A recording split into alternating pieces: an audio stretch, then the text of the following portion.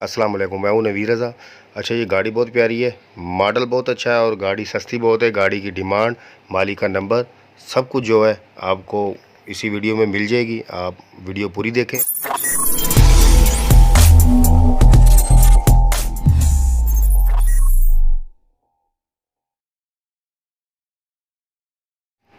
1984 model है और गाड़ी की आप टायरों की कंडीशन देख लें, बहुत प्यारी है। गाड़ी निशान की ट्यूब है गाड़ी की, और रिम टायर कंडीशन देख लें, फ्रंट और बैक आपको नज़र आ रहे हैं। गाड़ी का जो गेयर है वो मर्सिडीज़ का है। और गाड़ी की आप बॉडी की कंडीशन देख लें, गाड़ी बहुत अच्छी है। टायरों की कंडीशन देख लें। अच्छा जी, गाड़ी की जो लोकेशन है कोशाब में है और गाड़ी की जो डिमांड कर रहे हैं मालिक वो 15 लाख रुपए है। और बाकी जो गाड़ी की जो भी आपके माइंड में जो आप पूछना चाहते हैं कागज़ों के मुतल्लक, इंजन के मुतल्लक, रिम, कमानी, टायर, कुछ भी आप अगर आपको जो अब वीडियो में नज़र नहीं आ रहा, आप कुछ भी आपके माइंड में इसके गाड़ी के मुतल्लक पूछना हो तो डिस्क्रिप्शन में नंबर है मालिक का, आप इनसे कॉल करके पूछ सकते हैं।